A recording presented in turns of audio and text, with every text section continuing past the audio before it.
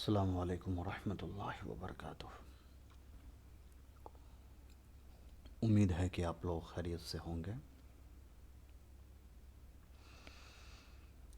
ارادہ تو میرا یہ تھا کہ تصدیقات کی بحث کو شروع کرنے سے پہلے، اس سے پہلے کی جو تمام اصطلاحات ہیں اس کو اچھی طریقے سے آپ کے سامنے بیان کر دی جائے، واضح انداز میں ان تمام اصطلاحات کو، اس کی تشریحات کو، اس کے مثالوں کو پیش کیا جائے۔ لیکن کچھ ذاتی مشائل، معاف کیجیے گا، کچھ ذاتی مسائل ایسے میرے ساتھ چل رہے ہیں جس میں کافی پریشانی ہو رہی ہے مجھے، ذہنی طور پر بھی اور جسمانی طور پر بھی، کہ میں کچھ بھی بنا پاؤں، پڑھا پاؤں یا کسی بھی طریقے کی کوئی تعلیمی یا عملی یا کوئی اور سماجی کام کر پاؤں۔ آپ سب سے میری یہ گزارش ہے اور ایک التجا ہے کہ آپ میرے لیے، میرے پریوار والوں کے لیے اور میرے تمام خیر خواہوں کے لیے خیر و عافیت کا اور اچھی زندگی کا اور اچھی موت کی دعا کریں، اور اللہ تعالیٰ بہت جلد ہم سب کو نیک بنا دے اور ہمارے لیے اپنے رحمت کے اور مغفرت کے دروازوں کو کھول دے، اور جب تک زندہ رکھیں ایمان پر اپنی رضامندی کے ساتھ زندہ رکھے، اور جب موت آئے تو اپنی رضامندی کے ساتھ اپنے پاس بلا لے۔ بالکل بھی ذہنی طور پر میں پڑھانے کے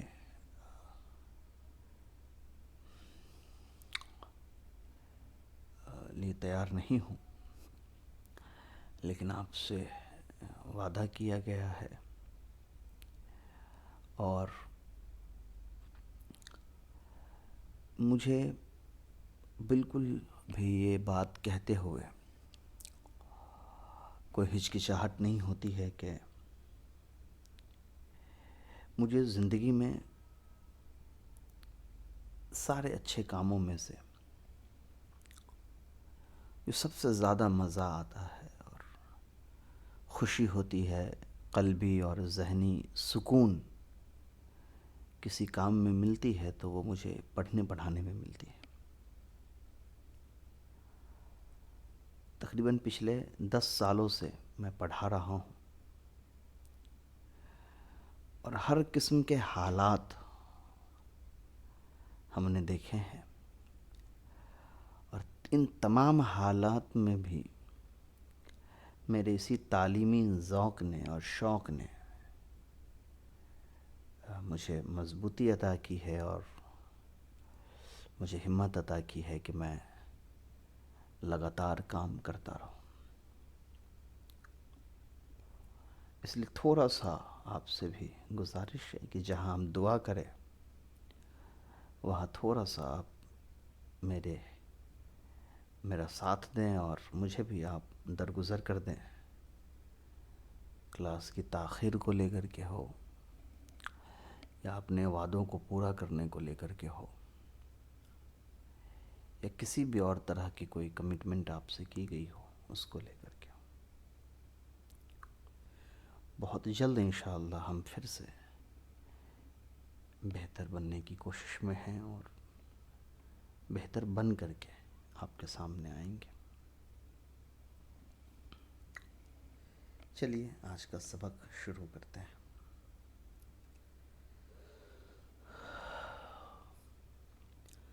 بسم اللہ الرحمن الرحیم۔ تصدیقات کی بحث، 21واں سبق۔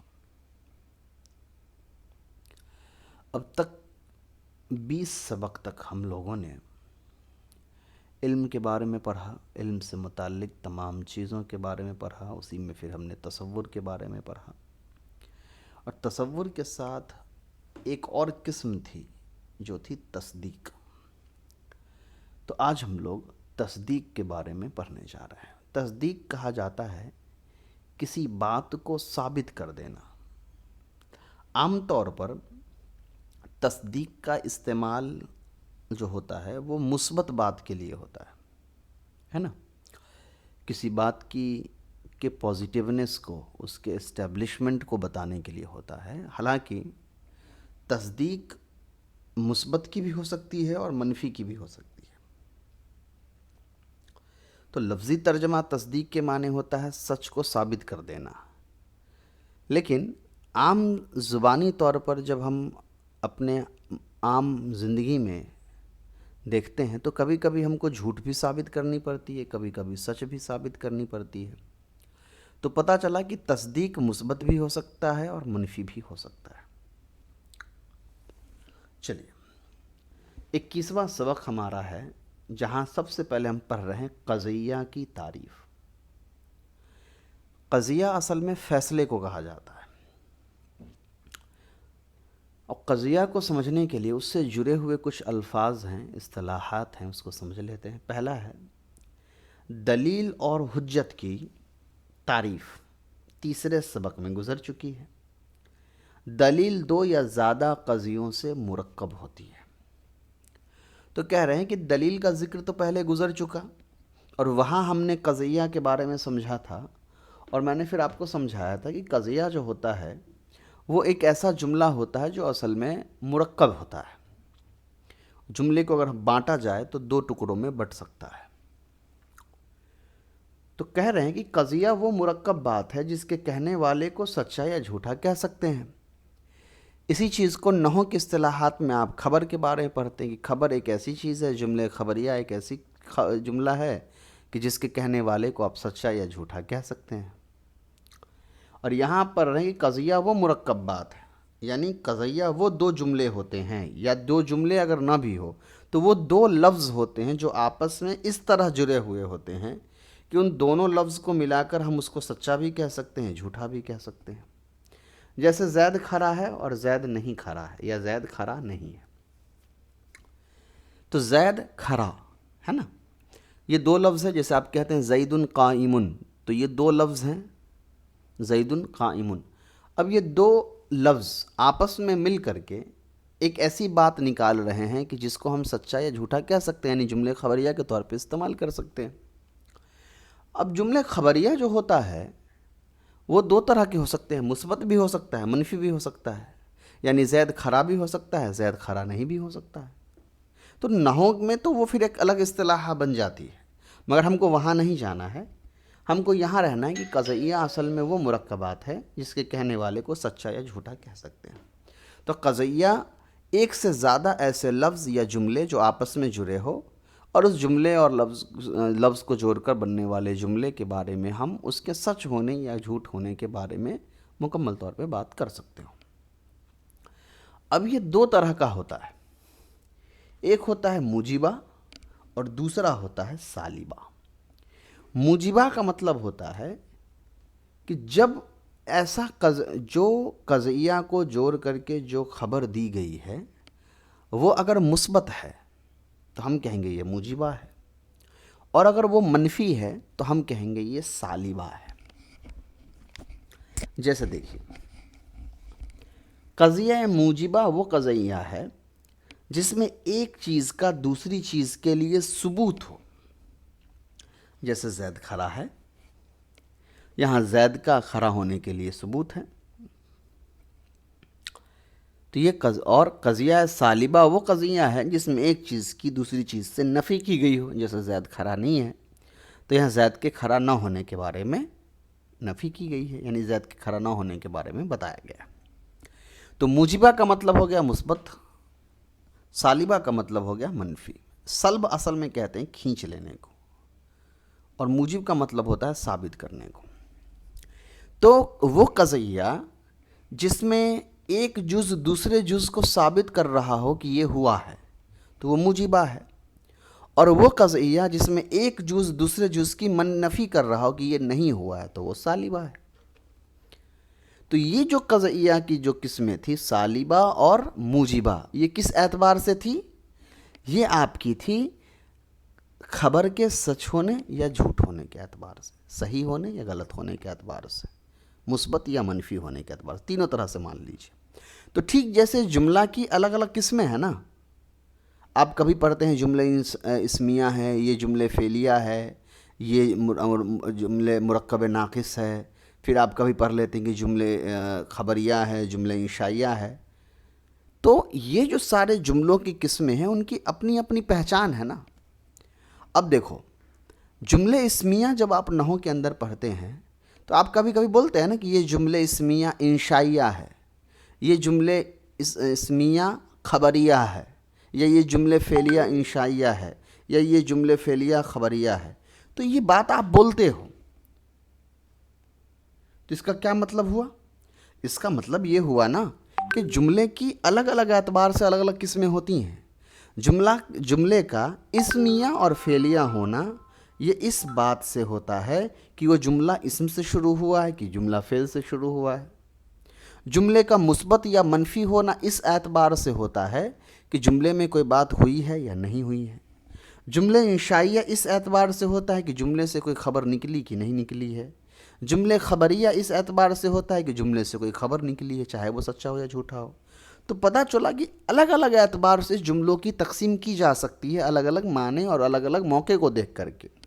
تو ویسے ہی قضیہ کے اوپر جو موجبہ اور سالبہ ہے وہ قضیہ کے مثبت اور منفی ہونے کے اعتبار سے ہے کہ وہاں خبر ہوا، سچ ہے تو موجبہ ہے، جھوٹ ہے تو سالبہ ہے۔ جھوٹ نہیں مطلب مثبت میں کام ہوا ہے تو موجبہ ہے، کام نہیں ہوا تو سالبہ ہے۔ اور ابھی جو آپ پڑھ رہے ہیں کہ قضیہ کی دو اور قسمیں ہیں، وہ ہے قضیہ حملیہ اور قضیہ شرطیہ۔ یہ دو قسمیں ہیں قضیہ کے، یہ ہونے نہ ہونے کے اعتبار سے نہیں ہے، بلکہ یہ کس طرح کے خبر دے رہے ہیں یا نہیں دے رہے ہیں اس اعتبار سے اس کی تقسیم ہے۔ جیسے دیکھیے، قضیہ حملیہ وہ قضیہ ہے دو مفرد سے مل کر بنے اور اس میں ایک چیز کا دوسری چیز کے لیے ثبوت ہو یا نفی ہو، جو عام بات ہے۔ یہ ایک ایسا قضیہ ہوگا، یعنی ایک ایسا جملہ ہوگا جس میں کم سے کم دو لفظ ہوں گے، اور یہ دونوں لفظ آپس میں اس طرح جڑے ہوں گے کہ یا تو وہ مثبت ہوں گے یا وہ نفی ہوں گے۔ جیسے زید قائم، زید کھڑا ہے، زید قائم، یہ دونوں آپس میں اس طرح جڑے ہوئے ہیں کہ زید کے کھڑے ہونے کی بات ہو رہی ہے۔ تو یہ ہو گیا قضیہ حملیہ۔ چلیے، اور قضیہ شرطیہ کیا ہے؟ تو قضیہ شرطیہ کی یہاں بات نہیں لکھی گئی ہے، اس کے بارے میں یہ لکھا گیا ہے آپ کی کتاب میں نیچے حاشیے میں کہ اس کی بحث آگے آئے گی۔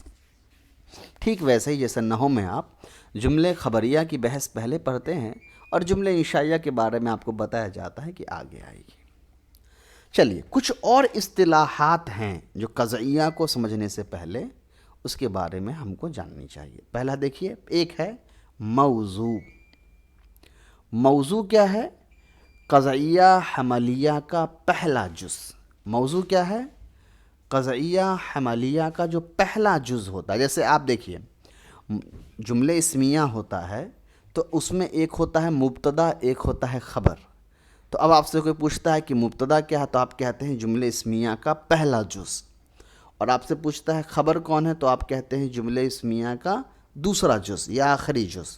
تو ویسے ہی قضیہ منطق کی اصطلاح میں اس جملے کا جو پہلا جز ہوگا وہ کہلاتا ہے موضوع، اور دوسرا ایک اصطلاح ہوتا ہے محمول.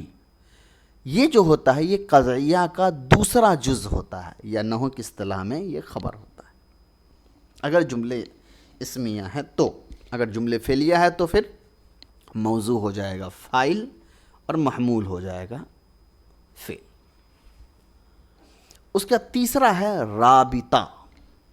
حالانکہ عربی میں کلمہ ربط نہیں ہوتا. ربط کا مطلب کیا ہوتا ہے سمجھیے. اردو میں جو آپ کہتے ہیں ہوں، میں جا رہا ہوں، میں آ رہا ہوں، وہ جا رہے ہیں، تو لاسٹ میں جو یہ ہے ہوں وغیرہ آپ لگا رہے ہیں، یہ ہم اپنے بول چال میں استعمال کرتے ہیں اردو میں، ہندی میں.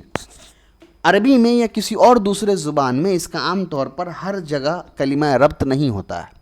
وہ ہم اندازہ لگا کے سمجھ لیتے ہیں کہ یہ جملہ مکمل ہے تو ہیں ہوں سمجھتے ہیں، نہیں ہے تو نہیں سمجھتے ہیں. تو منطق کی اصطلاح میں اس کو کہا جاتا ہے کلمۃ الرابطہ، یعنی کلمہ رابطہ. نسبت پر دلالت کرنے والا لفظ، یعنی دو لفظ آپس میں کس طرح جڑے ہوئے ہیں، ان کے بیچ کی کیا نسبت ہے، وہ ان کے ذریعے بیان کر دی جاتی ہے. اگر ہے ہوں لگا ہوا ہے، نہیں اس طرح کچھ لگا ہوا ہے، تو اس سے جملے کی تشریح ہو جاتی ہے کہ یہ دو جو لفظ آپس میں جڑے ہوئے ہیں ان کے جڑاؤ کی حقیقت کیا ہے. جیسے زید کھڑا ہے، تو ہے بولنے سے ہی زید کے کھڑا ہونے کی بات چل گئی. زید کھڑا نہیں ہے، نہیں بولنے سے زید کے کھڑا نہیں ہونے کی بات سمجھ میں آ گئی. چلے اس کا آپ کا ہے 22واں سبق. 22واں سبق کیا ہے؟ قضعیہ حملیہ کی قسمیں. اب یہ جو قضعیہ حملیہ ہے یہ بھی الگ الگ قسموں میں بیان ہوتا ہے. عام طور پر اس کی 4 قسمیں، قضعیہ حملیہ کی 4 قسمیں ہیں. ایک ہے مخصوصہ، دوسرا ہے تبعیہ، تیسرا ہے محصورہ، اور چوتھا ہے مہملہ. قضعیہ مخصوصہ جس کو شخصیہ بھی کہا جاتا ہے، یہ وہ قضیہ ہے جس کا موضوع شخص معین ہو. جیسے زید کھڑا ہے، اس میں موضوع زید ہے جو معین شخص ہے. اب یہاں سے تھوڑا سا نحو سے ہٹ جائیے، اب یہاں سے منطق والی بات چلے گی. قضعیہ مخصوصہ کا مطلب یہ ہوتا ہے کہ موضوع یعنی جملے کا جو پہلا جز ہوتا ہے وہ ایک معرفہ ہوتا ہے، اور معرفہ میں بھی وہ شخص معین ہوتا ہے. ٹھیک ہے، جیسے نہیں الرجل ہم نے بول دیا تو وہ شخص معین تو ہے مگر بہت خاص نہیں ہے، لیکن زید بہت خاص ہو گیا. تو معرفہ یعنی شخص معین ہوتا ہے، خاص کسی شخصیت کے بارے میں بات ہوتی ہے. جیسے آپ کہتے ہیں زید کھڑا ہے، تو یہاں زید ایک شخص معین ہے، اور زید یہ قضعیہ کا پہلا جز ہے. دوسرا آپ کیا ہے؟ قضعیہ تبعیہ. قضعیہ تبعیہ وہ قضعیہ ہے جس کا موضوع کلی ہو اور حکم کلی کے مفہوم پر ہو، افراد پر نہ ہو. قضعیہ تبعیہ کا مطلب کیا ہے کہ یہاں جملے کا جو پہلا حصہ ہوتا ہے وہ شخص معین نہیں ہوتا ہے، وہ ایک پورا سب کیٹیگری ہوتا ہے. وہ پوری ایک ایسی بات ہوتی ہے جس کے اندر الگ الگ چیزیں آ سکتی ہیں، یعنی الگ الگ ایک ہی فرد کے لوگ اس میں جمع ہو سکتے ہیں. یہاں کسی ایک پارٹیکولر کی بات نہیں ہوتی ہے. جیسے زید ہے تو زید کیا ہے؟ انسان ہے نا. تو ہم جب زید کی بات کرتے ہیں تو انسان میں سے صرف زید کی بات کرتے ہیں. تو یہ کیا تھا؟ قضعیہ مخصوصہ. لیکن جب آپ پورے انسان کی بات کرتے ہیں تو یہ کیا ہو گیا؟ قضعیہ تبعیہ. کیونکہ یہاں آپ انسان میں جو فرد ہے زید، عمر، بکر، فاطمہ، محمد، ان کی بات آپ نہیں کر رہے ہیں. جیسے انسان نو ہے، اس میں نو ہونے کا حکم انسان کی ماہیت کے لیے. انسان کیا ہے؟ نو ہے، اس میں نو ہونے کا حکم انسان کی ماہیت کے لیے.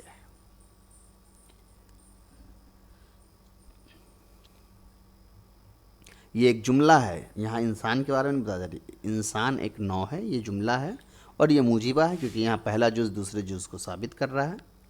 اب اس میں نو ہونے کا جو حکم ہے، یعنی نو محمول ہے اور انسان موضوع ہے، تو نو ہونے کا حکم انسان کے لیے لگایا جا رہا ہے. تو انسان جو ہے وہ ماہیت ہے، حقیقت تو ہے نہیں. اب یہاں پر افراد کے لیے نہیں بولا گیا ہے، یعنی انسان کسی ایک شخص معین کا یا کسی ایک فرد کے بارے میں نہیں ہے۔ جب آپ انسان سنتے ہیں یہ تو تمام انسانوں کے لیے ہو گیا، کلی ہو گیا، اسی کے بارے میں کہہ رہے ہیں۔ یا دوسرا جملہ لے لیجئے، انسان جنس نہیں ہے، تو یہ جملہ سالبہ یعنی قضعیہ سالبہ ہے۔ اس میں انسان کو جنس میں نہ ہونے کا حکم دیا گیا ہے، حکم بھی انسان کی ماہیت کے لیے ہے۔ تو یہاں کیا ہوا؟ یہاں پر بھی دوسرا لفظ یعنی جو محمول ہے وہ موضوع کے لیے منفی میں ہے، لیکن یہاں پر بھی جو موضوع ہے وہ ایک فرد نہیں ہے بلکہ پوری ایک قسم ہے، پوری ایک جماعت ہے، کل ہے۔ بہت آسان انداز میں سمجھنا ہو تو ایسے یاد رکھیے، قضعیہ مخصوصہ کا مطلب ہے کہ موضوع ایک خاص شخصیت ہوتی ہے۔ تبعیہ کا مطلب ہوتا ہے کہ موضوع ایک پورا کیٹیگری ہوتا ہے، ایک فرد نہیں ہوتا ہے بلکہ پوری ایک قسم ہوتی ہے۔ تیسرا آپ کا ہے قضعیہ محصورہ۔ قضعیہ محصورہ وہ قضعیہ ہے جس کا موضوع کلی ہو اور حکم کلی کے افراد پر ہو، اور یہ بھی بیان کیا گیا ہو کہ حکم ہر فرد پر ہے یا بعض افراد پر ہے۔ تیسرا تھوڑا سا ہٹ کے ہے قضعیہ تبعیہ سے۔ یہاں کیا ہے؟ موضوع کلی ہوگا اور حکم بھی کلی پر نہیں، کلی کے ہر فرد پر ہوگا، لیکن اتنا ہی نہیں، وہ تو قضیہ تبعیہ میں بھی ہے نا کہ موضوع کے ہر فرد پر حکم ہے۔ انسان تو سب ہے نا، زید عمر بکر فاطمہ سب ہے، تو جو حکم انسان پہ لگا وہ سب پہ لگ گیا۔ پھر فرق کیا ہوا؟ یہاں فرق یہ ہوتا ہے کہ بالکل واضح طور پر یہ لکھا ہوتا ہے کہ اس قسم میں یعنی جو موضوع کلی ہے اس کلی میں کس کس فرد پر حکم لگے گا اور کس کس فرد پر یہ حکم نہیں لگے گا۔ یہ ایکسٹینشن ہوتا ہے، ایکسٹینڈڈ ہوتا ہے، مزید بات ہوتی ہے جو قضعیہ محصورہ کو قضعیہ تبعیہ سے الگ کر دیتی ہے۔ جیسے ہر انسان جاندار ہے، اس میں جاندار ہونے کا حکم ہر فرد پر ہے، اور کوئی انسان پتھر نہیں ہے، اس میں پتھر ہونے کی نفی ہر فرد سے کی گئی ہے۔ اب یہاں دیکھیے، ہر انسان، یہاں صرف نہیں لکھا ہے انسان، ہر انسان، تو ہر جو لفظ ہوا یا کوئی انسان، کوئی بھی انسان نہیں، تو کوئی بھی جو لفظ ہوا اس نے کیا کیا؟ ایکسپلین کر دیا، مزید وضاحت کر دی کہ فرد یعنی کہ موضوع صرف کلی نہیں ہے بلکہ جو حکم محمول کے ذریعے سے موضوع پر لگایا جا رہا ہے، یا پھر تھوڑا سا نحو والا سمجھ لیجئے، خبر کے ذریعے سے جو حکم مبتدا پر لگایا جا رہا ہے وہ مبتدا کے پورے پر نہیں، یعنی کہ ایک کسی گروہ پہ نہیں بلکہ اس مبتدا کے اندر جتنے بھی لوگ پائے جائیں گے، جتنے بھی افراد پائے جائیں گے، ان سب پر لگ رہا ہے۔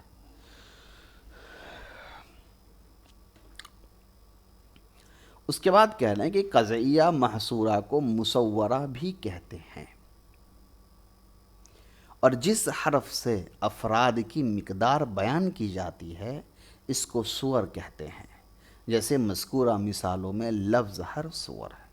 اور قضعیہ محصورہ کو دوسرا نام مصورہ بھی کہتے ہیں، اور میں نے بتایا جیسا کہ قضیہ محصورہ کے اندر ایک ایکسٹینشن آف ورڈ ہوتا ہے، ایک مزید حرف لایا جاتا ہے، وہ مزید حرف یہ بیان کر دیتا ہے کہ یہ قضعیہ تبعیہ نہیں ہے بلکہ یہ محصورہ ہے۔ اس حرف کو کہتے ہیں صور، جیسے اوپر کی مثالوں میں کوئی یا ہر، یہ جو لفظ استعمال کیا گیا، کوئی انسان میں کوئی یا ہر انسان میں ہر، یہ قضعیہ تبعیہ ہی ہے، یہ صور ہے قضعیہ محصورہ یا مصورہ کے اندر۔ چوتھا آپ کا ہے قضعیہ محملہ۔ یہ وہ قضعیہ ہے جس کا موضوع کلی ہو، حکم افراد پر ہو، مگر یہ نہ بیان کیا گیا ہو کہ حکم ہر فرد کے لیے ہے یا بعض کے لیے ہے، جیسے انسان جاندار ہے اور انسان پتھر نہیں ہے۔ قضیہ مہملہ کیا ہوتا ہے؟ سیم وہی چیز ہے، یہاں بھی خبر کو یعنی محمول کو مبتدا کے لیے یعنی کہ موضوع کے لیے ثابت تو کیا جاتا ہے۔ یہاں پر بھی جو موضوع ہوتا ہے وہ فرد کلی ہوتا ہے، حکم بھی اس کلی کے اوپر لگایا جاتا ہے، مگر یہ بیان نہیں کیا ہوا ہوتا ہے کمپلیٹلی کہ تمام لوگوں پر یہ حکم لگایا گیا یا کچھ لوگوں پر یہ حکم لگایا گیا۔ یعنی ایک فرد ہے، ایک قسم ہے مان لیے انسان کی، تو میں نے کوئی حکم اگر دیا، جیسے الانسان عالم، انسان عالم ہے، تو انسان یہاں پر عالم ہونے کا حکم میں نے انسان کے لیے جو لگایا، تو یہاں میں نے واضح نہیں کیا کہ کیا ہر انسان عالم ہے یا بعض انسان عالم ہے، کیونکہ یہاں میں نے واضح نہیں کیا۔ اب جیسے یہاں انہوں نے مثال دیا، انسان جاندار ہے، انسان ایک کلی بات ہے، اس کے اندر بہت سے فرد ہیں، مرد ہے، عورت ہے، زید، ابو بکر، فاطمہ، زینب، محمد، سب ہیں، اور سب کے بارے میں حکم ہے کہ جاندار ہے۔ لیکن یہ جو حکم ہے یہ انسان کے ہر فرد کے لیے بھی ممکن ہے کہ ہر انسان جاندار ہے، لیکن یہ بھی امکان ہے کہ انسان میں کچھ مردار بھی ہو تو ان کو اس میں سے نکال دیا جائے گا، چونکہ کچھ انسان مر گئے ہوں گے تو وہ تو جاندار اب نہیں ہیں، وہ موجود نہیں ہیں۔ تو انسان کے فرد میں جتنے بھی لوگ موجود ہیں، جاندار ہونے کا حکم ان پہ لگ بھی سکتا ہے، نہیں بھی لگ سکتا ہے۔ تو قضیہ محملہ میں کیا ہوتا ہے؟ یہ بیان ہی نہیں کیا گیا ہوتا ہے کہ یہ جو حکم دیا گیا ہے یہ سب کے لیے ہے یا کسی اور کے لیے ہے۔ کیوں؟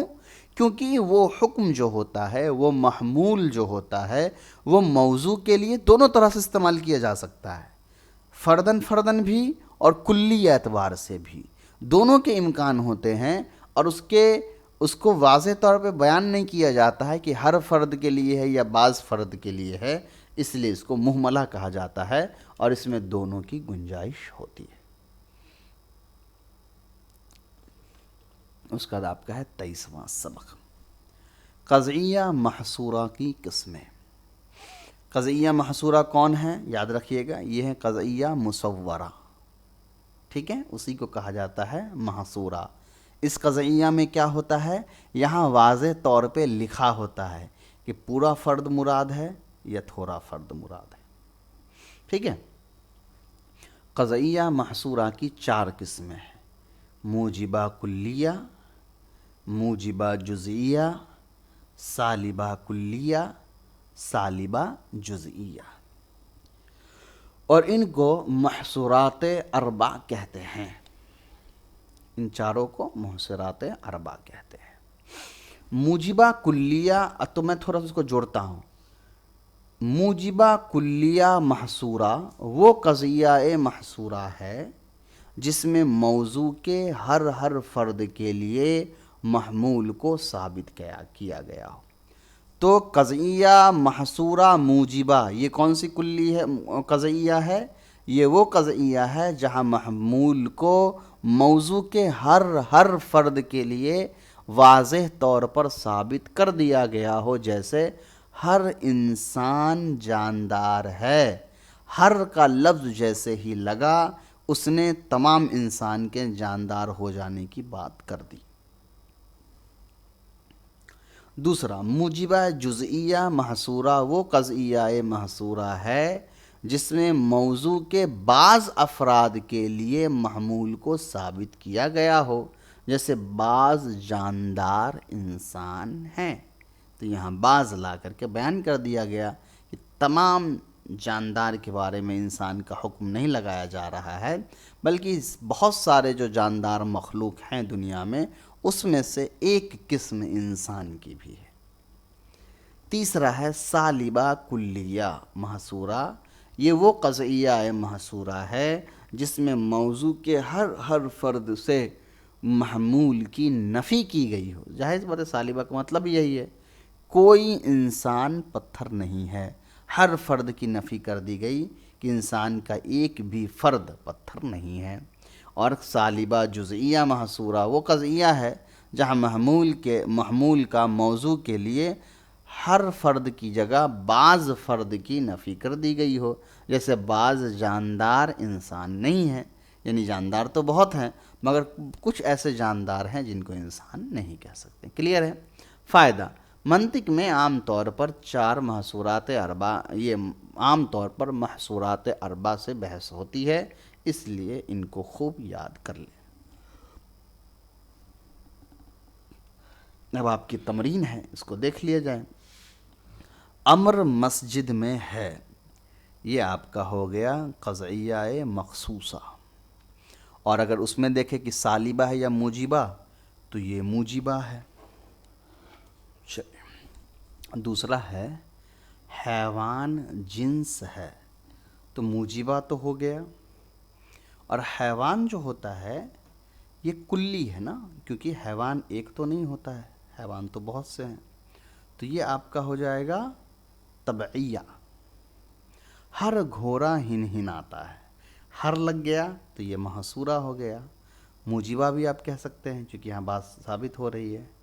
کوئی گدھا بے جان نہیں ہے، تو یہ بھی آپ کا محصورہ تو ہے لیکن یہ سالبہ ہے نا، اور یہ کوئی ہے تو یعنی یہ جزئیہ ہے، اور اوپر جو ہر لکھا ہوا ہے تو وہ کلیہ ہو جائے گا۔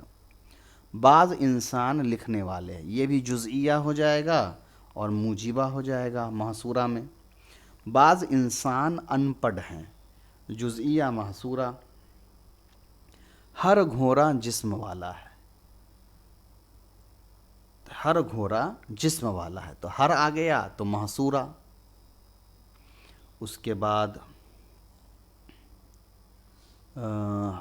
موجبہ ہو جائے گا اور کلیہ ہو جائے گا۔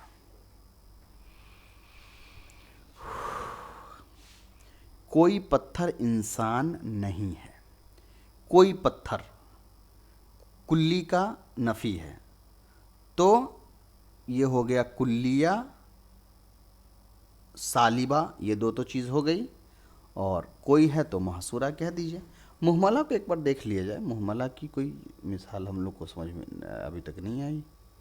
کیا ہے قضیہ مہملہ؟ وہ قضیہ جس کا کلی اور حکم فرد پر ہو مگر یہ بیان نہ کیا گیا ہو کہ ہر فرد، ہاں ٹھیک ہے، اچھا ابھی تک تو نہیں آئی ہے۔ ہر جاندار مرنے والا ہے، ہر جاندار مرنے والا ہے، تو یہ ہم مہملہ کہہ بھی سکتے ہیں چونکہ نہیں، یہ نہیں کہہ سکتے ہیں مہملہ، چونکہ یہاں ہر جاندار صاف کہہ دیا گیا نا، ہر لگا ہوا ہے، تو ٹھیک ہے، اس کو بھی آپ کلیہ موجبہ کہہ دیجئے اور محصورہ کہہ دیجئے۔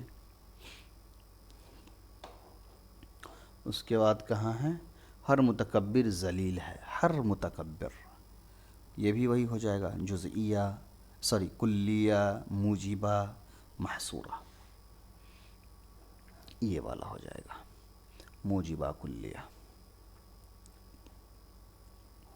اکثر ویسا ہی ہے نا، ہر متواضع معزز ہے، یہاں پر بھی وہی بات ہے،